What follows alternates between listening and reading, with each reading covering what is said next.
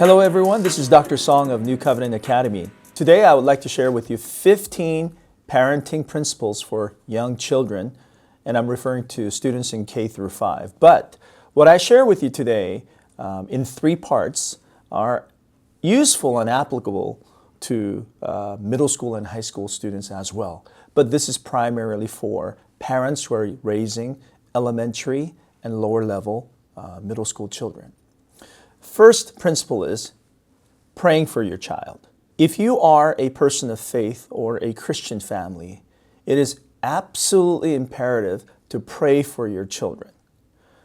These are some of the specific things that I'd like you to pray for your child. For good health, safety, and age-appropriate physical, academic, spiritual, and emotional growth. Other things to pray for are good relationships with teachers, classmates, friends, neighbors, and other adults. Because no man is an island. All of our children must live and interact with others. So pray for good relationships. And also, as a Christian myself, I would say praying for your child's encounter with God. If they could gain that faith, and if they're not yet of a person who confesses to be a Christian or a believer, I think it's absolutely essential for believing parents to pray for their children to encounter God. So I would say praying for your children, not just worrying about it. Okay, I'm not asking you to just worry about the safety and age-appropriate growth or relationships. Praying for them, taking the time out each day to pray for them is absolutely essential. The second thing that I think we need to do as parents is to become positive parents, or what I would call positive parenting. A lot of parents think that you are helping your child by developing the child's weakness. So if your child is not doing well in math, you want to provide math tutoring. If your child is not doing well in English, you want to provide English tutoring. While I believe that has some place in raising children, I believe in focusing on your child's strength.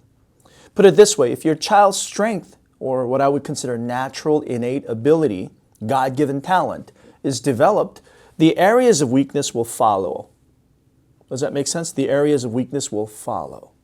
But if you leave the area of strength, or if you just let alone the strength, this is not really going to develop. And if you just focus on developing the weak areas, it may catch up. But you see the difference? I think if you focus on your strength, the weakness will actually catch up like this. Whereas if you only focus on weakness, you're going to see this effect. So I really want you to focus on the positive side of your child. The other part of positive parenting is to be firm, but without being punitive or overly critical. I've seen and encounter many parents who talk about their children either as the best child in the world or the worst child in the world. The truth is probably somewhere in between. So focus on your child's strength, and you could be firm about building weaknesses or, say, developing discipline without being so punitive. If you're punitive, you're going to drive your child away. If you're also overly critical, you're going to drive your child away from you. We have to make sure that we have a balanced way. And if you're going to err on one side, err on the side of being a positive parent, not a negative parent. Okay? And for those parents, parenthetically, what I would like to add is that there are a lot of parents who are very punitive and very critical, and they could get angry with your children. And later they feel guilt, and they compensate that by giving gifts or rewards.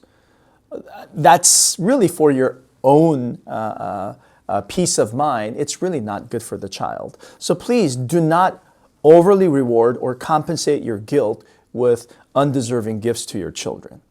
So the 2 things that I mentioned so far are 1, praying for your children, number 2, and positive parenting that focuses on your child's strength.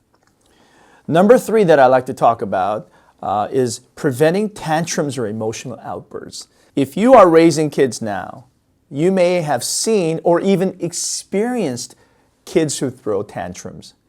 We're talking about kids who are laying on the supermarket floor, begging and asking and crying and demanding that they get the candy or the cereal they like or something.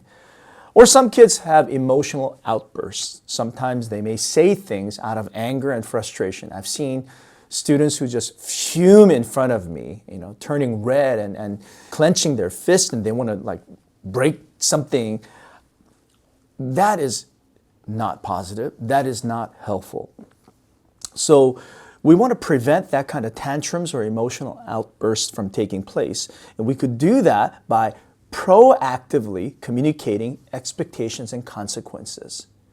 Parents, this is a great tip. Always talk to your children and say, if you do this, there will be this outcome. If you do something else, the other or different kind of outcome will follow. We have to give them not only do this and don't do that, or do this and do that, but we have to say, if you do something, there will be this consequence. Most likely, if you do this, there will be another consequence. Think about this. If you do your homework, you'll probably get good grades, or you will not have teachers contacting parents. That is a good way to structure your request or even a demand telling the child to do the homework. If you don't do your homework, however, there will be these kind of consequences. I think that kind of conversation could be very constructive, that you're not criticizing the child and you're not even threatening your child. You're simply saying one action will have one consequence and another action will have a different consequence. So the kids have to make a decision. Do I really want to go for this or that? Do I want to choose option 1 or 2? It depends on the consequence. If you just say, you know what you're supposed to do, just do it, that kind of general demand may not really work well with kids who require proactive communication and clear communication of expectations and consequences. Since we're talking about young children, I'd like to add that you shouldn't baby your child. There's been a lot of research that says that we shouldn't talk to children like if they're babies. Yes, the babies and infants are cute and all that, cuddly and all that, but don't talk like a baby, or don't talk to your first and second and third grader or a kindergartner like a baby. Don't treat that person like a baby. In fact, you need to start talking to children probably after 3 or 2 years old, almost like an adult. Treat them like an individual being, a separate individual human being. So don't baby the child, don't talk to the child like a baby. We have to be firm and we also have to be kind, but we need to talk to them like as we're talking to just another human being. Okay? When it comes to crying and emotional outburst, why do you think children do that? It's because we give in, because they get what they want. And we need to make sure that we don't give them that tool. If you provide that pattern to them by their emotional outburst or maybe sometimes public embarrassment, so you want to give something to them, you want to give them what they want, we may be giving in. So let's be very careful about that, okay? And in order to prevent tantrums or emotional outbursts, it's always good to plan for downtime. We're living in such a busy, fast-paced world, and our lives are so constantly moving that we don't value the downtime. I'm talking about time when you're doing nothing, when you could think, you could sleep, you could listen to music. Just don't engage in something such as the taekwondos, the piano lessons, and then there's a tutoring, and then there's the art class, and then there's a music class, and there's a violin lesson. All of that stuff, if it's constantly going, moving, and all of those activities are taking place, it could cause a lot of frustration. And that can lead to emotional outburst or anger and even tantrum. So we need to make sure that our children are unwound and they're relaxed and they have the time and space to recharge themselves. And finally, in this third item of tantrums and emotional outburst, we also as parents have to check our own emotional state before talking or disciplining our children.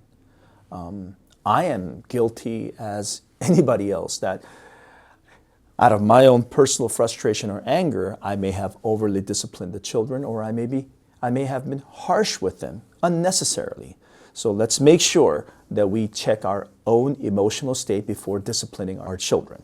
The fourth and fifth points, I'm going to go through this in quickly, is the fourth point is that you have to be healthy yourself. We're talking emotional health, you're talking spiritual health, we're talking about relational health, physical health.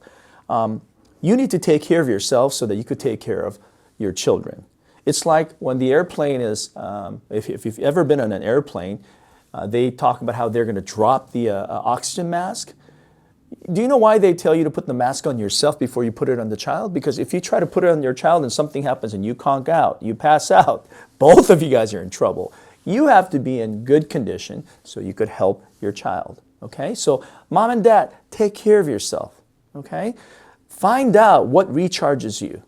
And sometimes take advantage of other people in your life, like grandparents, yes, relatives, church groups, paid activities from time to time could be very helpful. Boy Scouts, yes, they're gone for a day or two. You need to find some way of recharging without neglecting your children. The grandparents are wonderful resources if you do not overly rely on them. And make sure that your family doesn't do everything around the child's need. You have to be the adult in the family that says, there's some things that we're going to do as a family together, and it's not all about you, my son or my daughter. It's about us. And sometimes mom and dad need to have their own time as well.